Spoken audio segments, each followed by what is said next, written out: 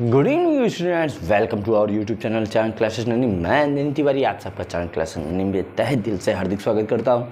अभी तक बेटा हम लोगों ने क्लास 9, क्लास 10, क्लास 11 के बहुत सारे चैप्टर्स के बारे में अच्छे से स्टडी कर लिया है। आज हमारा जो टॉपिक है वो क्लास 10 से रिलेट कर रहा है और क्लास 10 का टॉपिक क्या है? Metal and non metals. तो अब अगर आपको मेटल एंड नॉन मेटल्स के बारे में पढ़ना है तो क्लास 10 के स्टूडेंट्स के बारे में एक बात आपको क्लियर रखना है कि जितने भी क्लास 10 के स्टूडेंट्स हैं वो इस बात को हमेशा याद रखेंगे कि जो मेटल एंड नॉन मेटल है इनकी कुछ बेसिक प्रॉपर्टीज़ होती हैं, इनके कुछ बेसिक नेचर होते हैं, कुछ फिजिकल प्रॉपर्टी होती है, कुछ केमिकल प्रॉपर्टी होती है। अब इन प्रॉपर्टीज़ के अकॉर्डिंग आप इनको क्या करेंगे? डिवाइड करेंगे भाई। तो अब इसके लिए आपको क्या समझना होगा कि सबसे पहले पीरियोडिक टेबल में पोजीशन क्या होती है, कि मेटल की पोजीशन क्या होती है, नॉन मेटल की पोजीशन क्या होती है। तो आज हम इंट्रोडक्शन के पार्ट में इन्हीं सब के विषय के बारे में बात करेंगे जिससे कि आपको हर एक टॉपिक्स को समझने में आसानी हो। तो सबसे पहले अगर हम बात करें मेटल एंड नॉन मेटल की, तो मेटल और नॉन मेटल की जो सबसे बेसिक प्रॉपर्टीज़ हैं, पहला प्रॉपर्टी आप किसके अकॉर्डिंग करेंगे? पीरियोडिक टेबल के अकॉर्डिंग। पीरियोडिक टेबल क्या कहेगा कि भाई हमारे जो पीरियोडिक टेबल है, अब पीरियोडिक टेबल आपने पढ़ा होगा। पीरियोडिक टेबल में आपको क्या पढ़ाया जाता है कि जो पीरियोडिक टेबल होता है उसमें जनरली आपको क्या समझना होता है कि कोई भी एलिमेंट है उसे किस ग्रुप में रखा गया है, किस ब्लॉक में रखा गया है और उसका क्या फिजिकल और केमिकल प्रॉपर्टीज़ है। अगर आपने नहीं पढ़ा है तो अभी परेशान मत होइएगा, हम आपको आगे के वीडियो में इसके बारे में अच्छे से समझाएंगे। तो यहाँ पे हमें जो बात करना है, तो यहाँ पे बात करना है कि जो हमारा पीरियोडिक टेबल होता है इसमें मोस्टली 80% एलिमेंट, कितने भाई? 80% यानी 80% एलिमेंट क्या होते हैं? मेटल होते हैं। और नियर अबाउट 20% एलिमेंट क्या होते हैं? Non metal. नॉन मेटल्स को स्पेसिफिक एक ग्रुप बना दिया गया, ब्लॉक बना दिया गया, पी ब्लॉक एलिमेंट, आप उसमें पढ़ेंगे। और बाकी सब जो भी हैं वो किस में पढ़ते हैं? आप मेटल में। अब यहाँ पे आपको क्या ध्यान देना है कि भाई हमारे जो मेटल है, मेटल में एक स्पेसिफिक कंडीशन बनाई गई कि भाई एस ब्लॉक के एलिमेंट, पी ब्लॉक के element, S block, P block, D block है, एफ ब्लॉक। तो यहाँ किस ब्लॉक के एलिमेंट मेटल होंगे, किस ब्लॉक के एलिमेंट नॉन मेटल होंगे? तो याद रखिएगा कि एस, डी, एफ, ये 3 ब्लॉक ऐसे होते हैं जिनके एलिमेंट क्या होते हैं? मेटल, और पी के क्या होते हैं? Non metal. अब यहाँ पे आपको ध्यान क्या देना है कि स्टेट ऑफ मैटर। तो स्टेट ऑफ मैटर में आप क्या ध्यान देंगे कि जो मेटल हैं, मेटल जनरली क्या होते हैं? सॉलिड होते हैं। और नॉन मेटल क्या होते हैं? जनरली गैस होते हैं। लेकिन कुछ मेटल ऐसे होते हैं जो लिक्विड होते हैं। एक्सेप्शन में क्या है? आपका मरकरी। मरकरी ऐसा एक मेटल है जो क्या होता है? लिक्विड होता है। जब आप नॉन मेटल की बात करोगे तो यहाँ 11 नॉन मेटल ऐसे होते हैं जो गैस होते हैं। ब्रोमीन एक ऐसा नॉन मेटल होता है जो क्या होता है? लिक्विड होता है। अदर देन सारे क्या होते हैं बेटा? सारे क्या होते हैं? सॉलिड होते हैं। एक ये फिजिकल प्रॉपर्टी आपको स्टेट ऑफ मैटर से समझनी होती है। दूसरा आपको यहाँ पे क्या समझना होता है बेटा? दूसरा ये समझना होता है कि जो मेटल होते हैं, मेटल और नॉन मेटल में क्या डिफरेंस है। तो पहला तो अभी मैंने ये स्टेट ऑफ मैटर के अकॉर्डिंग बात कर लिया, लेकिन अगर स्टेट सेम हो जाए, जैसे सॉलिड मेटल है और सॉलिड नॉन मेटल, तब आप यहाँ पे क्या डिफाइन करेंगे कि जो सॉलिड होता है वो क्या होता है कि हार्ड एंड रिजिड होता है, बहुत ज़्यादा हार्ड होता है बेटा, उसे आसानी से आप ब्रेक नहीं कर सकते। लेकिन जब आप नॉन मेटल के सॉलिड की बात कर रहे हो ना, तो वो क्या होता है? ये क्या होते हैं? सॉफ्ट होते हैं, ईजिली ब्रेकेबल होते हैं। आपने देखा होगा कोयला कार्बन का क्या होता है? एलोट्रॉप होता है, आप उसे ब्रेक करते हो आसानी से टूट जाता है। लेकिन जब आप यही मेटल में आप आयरन की बात कर रहे हो, आयरन को आप आसानी से नहीं तोड़ सकते। यानी जिसको आप आसानी से नहीं तोड़ पा रहे हो वो किस में आ जाएगा बेटा? वो मेटल में आ जाएगा। जिसको आप आसानी से तोड़ पा रहे हो वो किस में आ जाएगा? नॉन मेटल में आ जाएगा। अब यहाँ पे कुछ और बेसिक प्रॉपर्टीज़ में, जैसे मैलिएबिलिटी नेचर होता है। मैलिएबिलिटी क्या होता है बेटा? कि आप किसी भी मेटल को या एलिमेंट को स्ट्राइक करो वो स्प्रेड कर जाए। तो ये प्रॉपर्टी किस में होती है बेटा? ये प्रॉपर्टी होती है मेटल में। नॉन मेटल में ऐसी कोई भी प्रॉपर्टीज़ नहीं पाई जाती। अब यहाँ पे मेटल में क्या होता है? मैलिएबिलिटी। ऐसे ही डक्टिलिटी किस में होता है? मेटल में। मेटल में डक्टिलिटी का क्या मतलब क्या है कि अगर आप उसे स्ट्रेच करो, खींचो, तो वो क्या हो जाए? थिन वायर में कन्वर्ट हो जाए। तो ये नेचर किस में होता है? मेटल में। नॉन मेटल को आप खींचोगे, वो भाई जब सॉफ्ट है, सॉफ्ट आसानी से क्या कर जाएगा? ब्रेक कर जाएगा। तो वो ब्रेक कर जाएगा तो वो डक्टिलिटी नेचर को शो नहीं कराएगा। और बेटा इसके बाद एक कॉन्सेप्ट आता है सोनोरस का। सोनोरस क्या कहा जाता है बेटा, जब आप किसी भी मेटल पे स्ट्राइक करते हो, किसी भी एलिमेंट पे आप स्ट्राइक करते हो, तो उससे एक स्पेसिफिक साउंड प्रोड्यूस होती है। और ये स्पेसिफिक साउंड किस में होता है बेटा, मेटल में। नॉन मेटल्स में ऐसा कुछ नहीं होता। यानी the sonorous is belongs with the striking of element and the production of sound, और that sound production ability is belongs with the metals, not for non metals. तो यहाँ पे इसके बाद आपको एक कॉन्सेप्ट याद रखना है भाई, कहीं कहीं पे बुक लिखा ही मिल जाता है कि भाई metals are generally electropositive and non metals are electronegative. लेकिन ऐसा नहीं है भाई, कुछ नॉन मेटल ऐसे होते हैं जो इलेक्ट्रो निगेटिव भी होते हैं, वो तो इलेक्ट्रो निगेटिव हैं ही। कुछ नॉन मेटल ऐसे होते हैं जो इलेक्ट्रो पॉजिटिव भी होते हैं, जैसे कार्बन के पास क्या होता है बेटा, +4 टेट्रावैलेंसी शो कराता है। अब भाई +4 जिसके पास होगा बेटा वो क्या करेगा भाई, वो तो जनरली क्या प्लस है ना, इलेक्ट्रो पॉजिटिव कंडीशन शो करा रहा है। अगर इलेक्ट्रो पॉजिटिव कंडीशन शो करा रहा है तब वो मेटल होना चाहिए, नॉन मेटल क्यों है। तो याद रखना बेटा कि जब भी हम मेटल की बात कर रहे हैं, मेटल के कॉन्सेप्ट की बात कर रहे हैं, तो याद ये रखना है आपको कि जिनके पास +3 तक है मोस्टली वो सारे मेटल होंगे। जिसके पास +4 है उनमें, जो आप ग्रुप 14 की बात करोगे तो उसमें स्टार्टिंग के 2 एलिमेंट्स क्या होते हैं, नॉन मेटल्स होते हैं, देन मेटलॉइड होते हैं, लास्ट वन में क्या होते हैं, मेटल होते हैं। तो ये एक जनरल फिजिकल प्रॉपर्टीज़ होती हैं जिन्हें आप आसानी से समझते हो। ये बात आपको क्लियर हो गई। अब यहाँ पे इसके बाद आपको क्या समझना होता है, रिएक्शंस, केमिकल रिएक्शंस। अब जिसे आप क्या कह सकते हो, केमिकल प्रॉपर्टीज़। केमिकल रिएक्शन और केमिकल प्रॉपर्टीज़ में आपको क्या समझना है, केमिकल प्रॉपर्टी और केमिकल रिएक्शन का कहने का कॉन्सेप्ट क्या है बेटा, सेम है। कोई अलग से कोई अदर कॉन्सेप्ट आपको नहीं समझना है। यहाँ पे बस आपको ये समझना है chemical reaction and chemical properties. Chemical reaction और केमिकल प्रॉपर्टीज़ में आपको क्या ध्यान देना है कि ये किससे क्या रिएक्ट करके फॉर्म करेंगे। अब भाई जैसे हम मेटल की बात करें, मेटल अगर वाटर से रिएक्ट करा तो मेटल वाटर के साथ रिएक्ट करके क्या बनाएगा, मेटेलिक हाइड्रोक्साइड। अब मेटेलिक हाइड्रोक्साइड बनाएगा, साथ ही इसमें ये क्या करेगा, थोड़ा जनरल प्रॉपर्टीज़ बिलोंग कर लेगा कि भाई इसमें ये हो रहा है, वो हो रहा है, ये गैस निकल रही है। तो जनरली आपको याद रखना है कि जब मेटल वाटर के साथ रिएक्ट करेगा, हाइड्रोक्साइड बनाएगा, तो साथ ही साथ वो क्या रिलीज़ कर देगा, हाइड्रोजन गैस। ऐसे ही जब मेटल किससे रिएक्ट कर जाएगा, ऑक्सीजन के साथ, तो ये क्या बनाएगा, ऑक्साइड। क्या बनाएगा, ऑक्साइड। अब ऑक्साइड में भी भाई कुछ कंडीशन होती हैं कि भाई अगर आपके पास +1 वैलेंसी है, +1 ऑक्सीडेशन स्टेट है, तब आप कैसा ऑक्साइड बनाएंगे, +2 है तो कैसा बनाएंगे, +3 है कैसा बनाएंगे। तो ये तो आपको वैलेंसी से समझना होता है, इसमें आपको बहुत सा ज़्यादा डाउट नहीं होना है। अब बेटा जब आप इससे आगे बढ़ते हैं, भाई ऑक्सीजन से आप कर लिए, आप वाटर से कर लिए, जब आप एसिड से करेंगे ना, एसिड से करने पे मेटल क्या बनाते हैं, सॉल्ट बनाते हैं। क्या बनाते हैं, सॉल्ट बनाते हैं, साथ में क्या रिलीज कर देते हैं, हाइड्रोजन गैस। ये बात क्लियर। अब कुछ ये जनरल प्रॉपर्टीज़ हैं, जनरल केमिकल नेचर हैं, जिन्हें आप ये समझ सकते हैं। अब बेटा कहा जाता है metal react with non metal. अगर मेटल का हम किससे करा रहे हैं, नॉन मेटल से, और नॉन मेटल से करा रहे हैं उसमें ऑक्सीजन से, तो भाई ऑक्साइड बनाएगा ही। हेलोजन से करेंगे तो हैलाइड बनाएगा। अब हैलाइड में अगर हाइड्रोजन के साथ है तो एसिड बनाएगा, अगर नॉन मेटल के साथ है तब तो वो सॉल्ट ही बनाएगा ना, सल्फेट के साथ, कार्बोनेट के साथ, आप जिससे भी कराओगे तो वो जनरली सॉल्ट ही फॉर्म करेगा। ये बात क्लियर हो गई। अब यहाँ पे आपको कुछ और बेसिक प्रॉपर्टीज़ याद रखनी होती है। कुछ बेसिक प्रॉपर्टीज़ में आपको केमिकल रिएक्शन की ही प्रॉपर्टीज़ याद रखनी है, और उन केमिकल रिएक्शन की प्रॉपर्टीज़ में आपको ये ध्यान देना होता है कि ये प्रॉपर्टीज़ किससे बिलोंग कर रही हैं। ठीक है, तो इन कंडीशन को आपको समझना होगा, और ये कंडीशन आपको समझने के लिए क्या समझना होगा कि भाई इनका ये नेचर होगा क्या और ये करेंगे कैसे। तो यहाँ पे आपको कुछ ऐसे कॉन्सेप्ट याद रखने हैं जो कि आपके लिए बहुत ही इम्पोर्टेंट होते हैं। अब बेटा साथ ही साथ आप जब ये फिजिकल, केमिकल, बेसिक, ये सारी प्रॉपर्टीज़ आप मेटल नॉन मेटल के पढ़ लेंगे, तो इसके बाद आपको यहाँ पे क्या पढ़ना होगा कि how to make a bond, how to make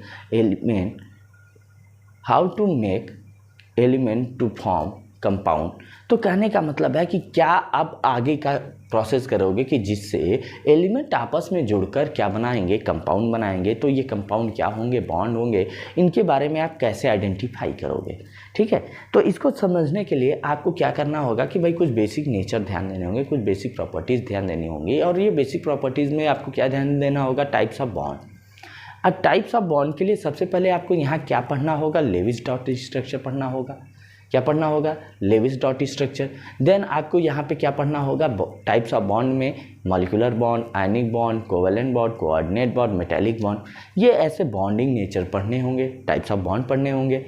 अब जैसे ही आप ये टाइप्स ऑफ बॉन्ड इन सब के बारे में पढ़ लोगे, देन आपको यहाँ पे क्या समझना होगा कि भाई एक्सट्रैक्शन ऑफ मेटल। अब एक्सट्रैक्शन ऑफ मेटल क्या होता है बेटा, कि अगर आप कोई भी कंपाउंड ले रहे हो, कोई भी मटेरियल ले रहे हो, उससे आप मेटल को निकाल लो। अगर आप मेटल को निकाल पा रहे हो तो इसे ही को हम प्रोसेस को क्या कहेंगे, एक्सट्रैक्शन ऑफ मेटल। अब एक्सट्रैक्शन ऑफ मेटल में बेटा आपको एक बात याद रखनी है, माइंड में याद रखना है, दो कॉन्सेप्ट आपको याद रखना है कि मेटल कंज्यूमिंग मैटर। अब बेटा मेटल कंज्यूमिंग मैटर में दो कंडीशन आपको मिलता है, एक मिलता है मिनरल का, दूसरा मिलता है ओर का।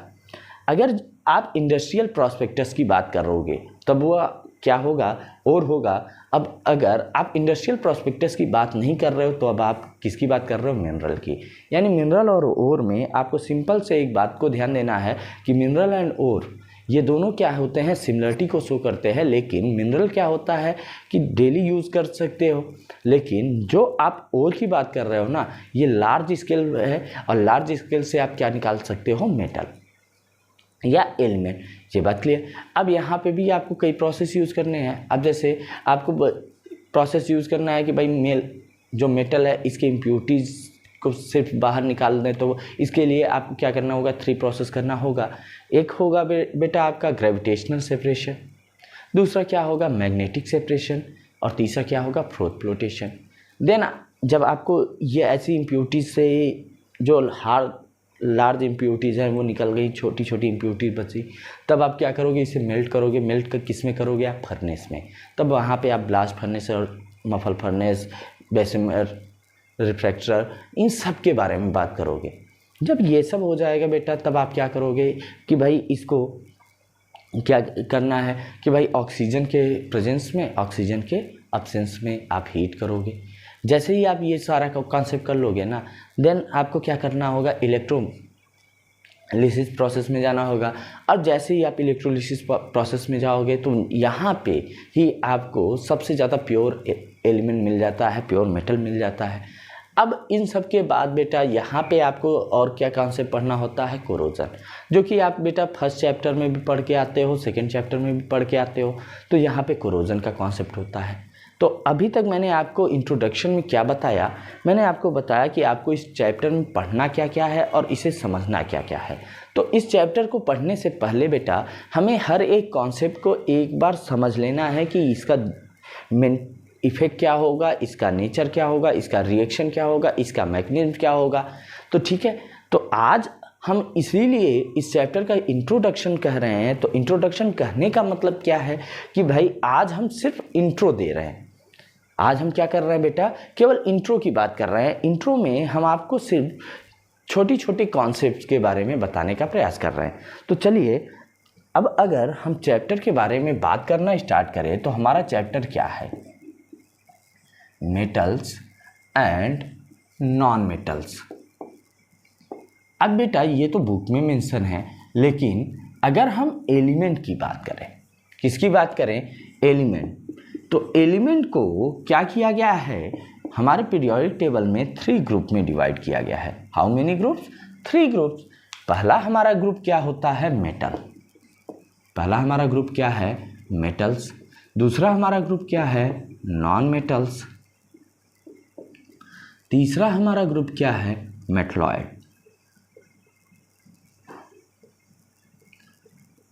अब यहाँ आपको ध्यान क्या देना है, metals, non metals and metalloids. Metals की, अब देखो मेटल्स को हम क्या कह सकते हैं बेटा, अभी मैंने आपको इससे पहले इंट्रोडक्शन के पोर्शन में मैंने बताया कि मेटल्स को आप क्या कह सकते हो, इलेक्ट्रो पॉजिटिव। नॉन मेटल्स को आप क्या कह सकते हो, इलेक्ट्रोनेगेटिव।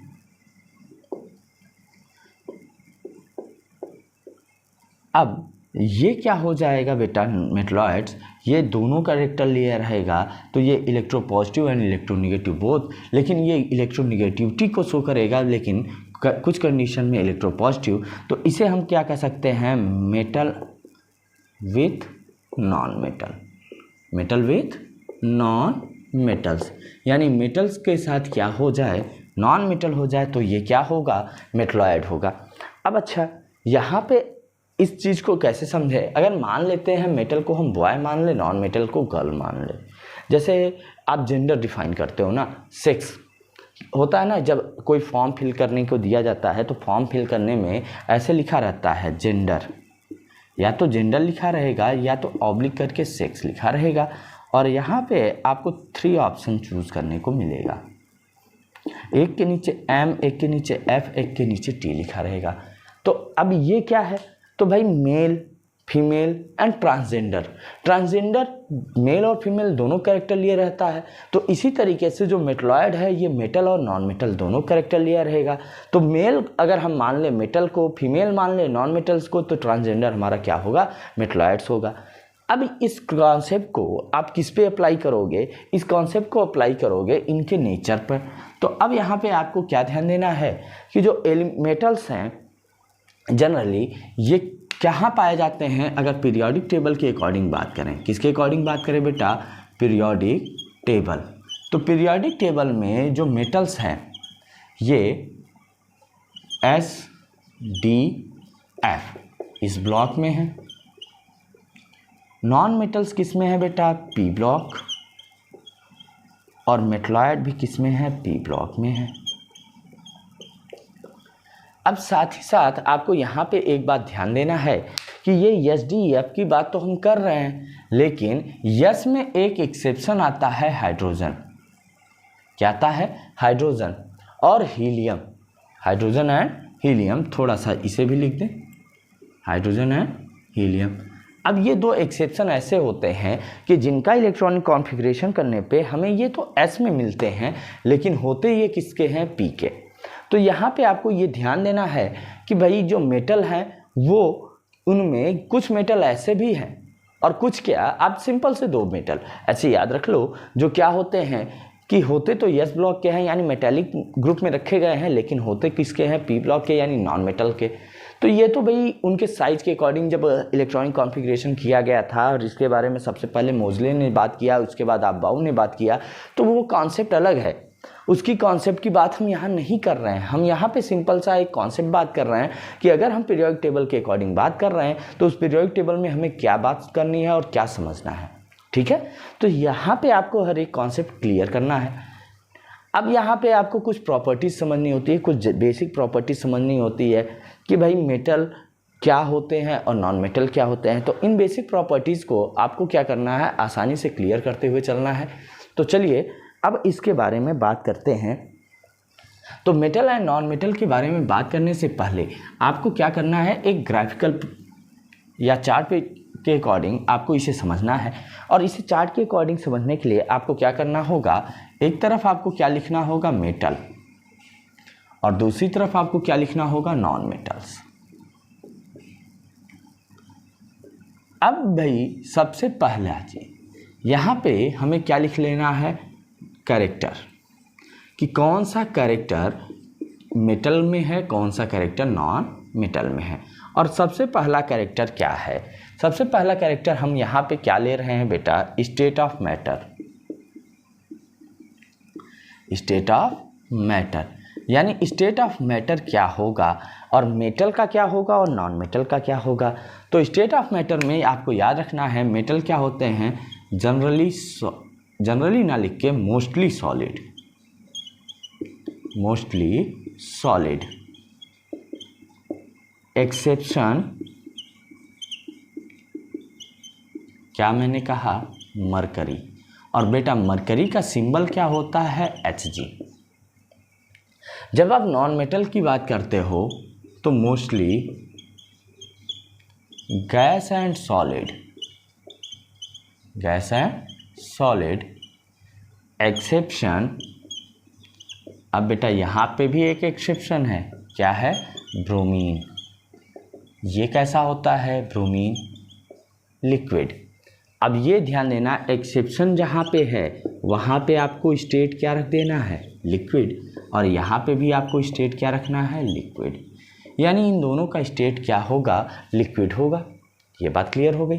तो आपको स्टेट ऑफ मैटर में तो क्लियर हो गया कि मेटल क्या होते हैं, मोस्टली सॉलिड होते हैं। एक्सेप्शनली मरकरी ऐसा होता है जो क्या होता है, लिक्विड होता है। जबकि हम बात करते हैं नॉन मेटल्स में तो मोस्टली क्या होते हैं, गैस होते हैं और सॉलिड होते हैं। एक्सेप्शन में क्या आता है, ब्रोमीन है, लिक्विड। ये बात क्लियर हो गई। अब दूसरी अगर बात हम करें, ये तो स्टेट ऑफ मैटर था पहला कॉन्सेप्ट। दूसरा कॉन्सेप्ट अगर हम बात करें तो भाई हमें दूसरा कॉन्सेप्ट में क्या ध्यान देना है कि दूसरा कॉन्सेप्ट हमारा क्या बताएगा कि जो मेटल्स हैं इनमें एक नेचर ये होता है कि भाई इनके जो मॉलिक्यूल्स होते हैं क्या होते हैं, बहुत पास होते हैं। ये तो आप सॉलिड लिक्विड गैस में आप समझते ही हो। लेकिन यहाँ पे हम बात करते हैं दूसरा जो नेचर है वो क्या कह देते हैं, मैलिएबिलिटी। मैलिएबिलिटी क्या होता है ये ध्यान देना। यहाँ पे मैं लिख रहा हूँ after striking spreading into thin sheet. अगर हम किसी को पीटें और पीटने के बाद वो थिन शीट में कन्वर्ट हो जाए, पतले शीट में बदल जाए, चादर में बदल जाए, तो इसी प्रोसेस को क्या कहते हैं, मैलिएबिलिटी कहते हैं।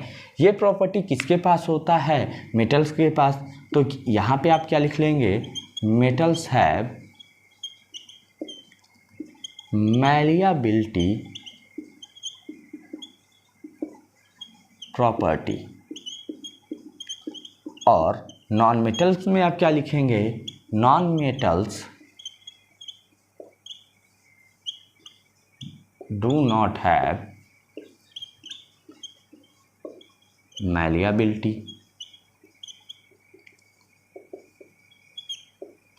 यानी मेटल्स के पास कौन सी प्रॉपर्टी होती है, मैलिएबिलिटी। नॉन मेटल्स के पास मैलिएबिलिटी नहीं होती। ये बात क्लियर हो गई। अब बेटा थर्ड वन आप जब जाएंगे तो थर्ड वन आपका क्या आएगा, डक्टिलिटी। थर्ड वन क्या आपका होगा, डक्टिलिटी। अब डक्टिलिटी क्या होगा, डक्टिलिटी को कैसे कहेंगे, तो आपको डक्टिलिटी में ध्यान देना है। डक्टिलिटी, और डक्टिलिटी क्या होता है, स्ट्रेचिंग। क्या होता है, स्ट्रेचिंग। तो stretching conversion into thin wire, conversion into thin wire. किस में कन्वर्ट कर देना है आपको, थिन वायर में, पतले तार में। तो ये नेचर किसके पास होता है, अब मैं ऐसे लिख रहा हूं, metals have, non metals don't have. यानी अगर हम बात करें कि डक्टिलिटी, स्ट्रेचिंग यानी कन्वर्जन ऑफ थिन वायर ये किस में होता है बेटा, ये होता है प्रॉपर्टीज मेटल्स में। नॉन मेटल्स में ऐसी कोई भी प्रॉपर्टीज नहीं पाई जाती। नेक्स्ट आपको क्या समझना है यहाँ, सोनोरस। नेक्स्ट प्रॉपर्टी आपको यहाँ पे क्या करना है, सोनोरस। यानी सोनोरस किसे आप कहोगे, आप एकदम क्लियर करते चलो। Sonorous after striking sound, after striking sound, यानी स्ट्राइक करने पर, पीटने पर आवाज़ निकले। तो पीटने पे आवाज़ किसमें होता है, मेटल्स है, मेटल्स के पास ये आवाज़ होती है। Non metals don't have, non metals के पास ये ऐसी प्रॉपर्टी नहीं होती। यानी मेटल्स के पास क्या होती है कि अगर मेटल्स को स्ट्राइक करते हैं तो साउंड प्रोड्यूस होता है, जबकि नॉन मेटल्स को स्ट्राइक करने पे साउंड प्रोड्यूस नहीं होता। आप यहाँ पे और क्या बात करेंगे, चलिए मैं इसी में फिफ्थ में आ रहा हूँ।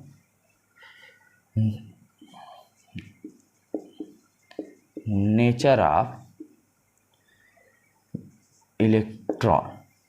तो ये क्या होगा बेटा, नेचर ऑफ इलेक्ट्रॉन के अकॉर्डिंग ये क्या होगा, इलेक्ट्रोपॉजिटिव, और ये क्या होगा, इलेक्ट्रोनेगेटिव। अच्छा, ये तो इसकी बात हो गई। अब यहाँ पे एक बहुत इंपॉर्टेंट कॉन्सेप्ट आता है बेटा, क्या आता है, वो कॉन्सेप्ट होता है, रिलेट करता है किससे, वो कॉन्सेप्ट रिलेट करता है आपके कंडक्टेंस से। तो कंडक्टेंस के लिए आपको बस समझना क्या है कि भाई कंडक्टेंस क्या होता है और कंडक्टेंस कितने टाइप का होता है। तो बेटा याद रखना, कंडक्टेंस हम लोग किसे कहते हैं कि अगर कोई भी कंडीशन है जो ट्रांसफ़र हो सकती है तो वही क्या होती है, कंडक्टेंस होती है। और कंडक्टेंस कितने टाइप के होते हैं, दो टाइप के, एक होता है हीट कंडक्टेंस, दूसरा इलेक्ट्रिसिटी कंडक्टेंस। तो हीट का कंडक्टेंस हो रहा है या इलेक्ट्रिसिटी का, तो ये किसके पास होगा, मेटल के पास, यानी metals are conductor, metals are conductors. Non metals में क्या है बेटा, may be conductor, may be semiconductor and mostly insulator. ये आपको ध्यान देना है। मैंने क्या कहा, मैंने कहा कि जो नॉन मेटल्स हैं, ये कुछ नॉन मेटल ऐसे हैं जो कंडक्टर हो सकते हैं। जैसे एल्युमिनियम को रखा जाता है किसमें बेटा, पी ब्लॉक में। पी ब्लॉक में वहाँ पे तो क्या होता है, मैंने क्या बताया, पी ब्लॉक वाले ग्रुप को नॉन मेटेलिक ग्रुप बताया, तो वो तो कंडक्टर है। ऐसे ही सेमी कंडक्टर में बेटा जर्मेनियम ये है। अब बेटा इंसुलेटर में ऑक्सीजन, नाइट्रोजन, ऑक्सीजन, ये जो गैसेज हैं ये हैं। तो कहने का मतलब क्या है कि आपको यहाँ पे ये कॉन्सेप्ट क्लियर हो जाना चाहिए, कंडक्टर और इंसुलेटर वाला। अब यहाँ पे बेटा मैंने आपसे अभी तक किसके बारे में बात की है, फिजिकल प्रॉपर्टी। अब यहाँ पे एक प्रॉपर्टी और आती है, किससे रिलेट करती है, डेंसिटी। किससे रिलेट करती है, डेंसिटी। अब डेंसिटी किसका ज़्यादा होगा, तो इनका डेंसिटी क्या होता है, हाई, और इनकी डेंसिटी क्या होती है, लो। यानी मेटल्स की डेंसिटी हमेशा क्या होगी, ज़्यादा होगी, और नॉन मेटल्स की डेंसिटी हमेशा क्या होगी, कम होगी। ठीक है, तो अभी तक मैंने आपसे कुछ फिजिकल प्रॉपर्टीज़ के बारे में आपसे बात किया। यहाँ पे मैंने हर एक प्रॉपर्टी को समझाने का प्रयास किया। जैसे मैंने आपसे सबसे पहला कॉन्सेप्ट क्या लिया, state of matter. State of matter में मैंने क्या कहा कि कोई भी एलिमेंट हमारे नेचर में किस फॉर्म में प्रेजेंट है। तो उसके अकॉर्डिंग हमने कहा कि भाई जो मेटल्स हैं वो जनरली सॉलिड होते हैं, और एक्सेप्शनली यानी मरकरी को छोड़ दिया जाए तो बाकी सारे सॉलिड है, मरकरी को क्या कह दिया, लिक्विड। ऐसे ही जब हम नॉन मेटल्स की बात करते हैं, मोस्टली क्या होते हैं, गैस होते हैं। गैस को छोड़ दिया जाए तो जनरली क्या होते हैं, सॉलिड होते हैं। एक्सेप्शनली एक एलिमेंट है ब्रोमीन, वो क्या होता है, लिक्विड होता है। तो फिर जब हमने सेकेंड टॉपिक की स्टार्ट किया तो उसमें मैंने मैलिएबिलिटी, यानी अगर आप किसी चीज़ को पीटो और थिन शीट में बदल सको तो वो क्या होता है, मैलिएबिलिटी नेचर होता है। ये किस में होता है, मेटल में, नॉन मेटल में ये नहीं होता। डक्टिलिटी, डक्टिलिटी क्या होता है बेटा कि अगर आप किसी भी एलिमेंट को खींचो और वो थिन वायर में कन्वर्ट हो जाए तो ये नेचर किस में होता है, मेटल में, नॉन मेटल में ये नेचर नहीं होता। फिर मैंने किसकी बात किया है बेटा, सोनोरस, कि अगर आप किसी भी एलिमेंट पे स्ट्राइक करो, स्ट्राइक करने के बाद वो उसमें से साउंड प्रोड्यूस हो तो इसी को हम क्या कहते हैं, सोनोरस कहते हैं। ये नेचर किस में होता है, मेटल में, नॉन मेटल में ये नहीं होता। फिर मैंने किसके बारे में बात किया भाई, इनके electron gain and electron loss nature, यानी इलेक्ट्रॉन नेचर के बारे में बात किया। तो मैंने बताया मेटल क्या होते हैं, इलेक्ट्रोपॉजिटिव, नॉन मेटल क्या होते हैं, इलेक्ट्रोनेगेटिव। इलेक्ट्रोपॉजिटिव क्यों कहा जाता है बेटा, क्योंकि ये इलेक्ट्रॉन लॉस कर पाते हैं, और नॉन मेटल को इलेक्ट्रोनेगेटिव क्यों कहा गया, क्योंकि ये बेटा इलेक्ट्रॉन को गेन कर पाते हैं। इसके बाद मैंने बात किया बेटा कंडक्टेंस। कंडक्टेंस क्या होता है कि ट्रांसफ़र, यानी मूवमेंट या ट्रांसपोर्टेशन, कुछ भी कह लो आप। तो अगर जो ट्रांसपोर्ट कराएगा वही क्या होगा, कंडक्टेंस। और मेटल क्या होते हैं, कंडक्टेंस कराते हैं, इसीलिए मेटल को किस में रखा गया, कंडक्टर में। नॉन मेटल को बेटा कुछ नॉन मेटल कंडक्टर भी होते हैं, कुछ सेमी कंडक्टर होते हैं, कुछ इंसुलेटर होते हैं।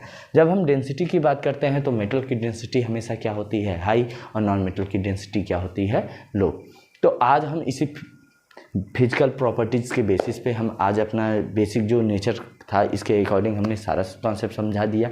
अब चलिए अब आज के वीडियो में बस इतना ही करते हैं ताकि आपको हर एक कॉन्सेप्ट को आसानी से समझाया जा सके। तो चलिए मिलते हैं नेक्स्ट वीडियो में, तब तक के लिए बेटा आप सबसे यही रिक्वेस्ट रहेगा कि आप सब हमारे यूट्यूब चैनल को ज़्यादा से ज़्यादा लाइक कीजिए, सब्सक्राइब कीजिए और शेयर कीजिए। चलिए मिलते हैं नेक्स्ट वीडियो में, तब तक के लिए धन्यवाद। जय हिंद, जय भारत।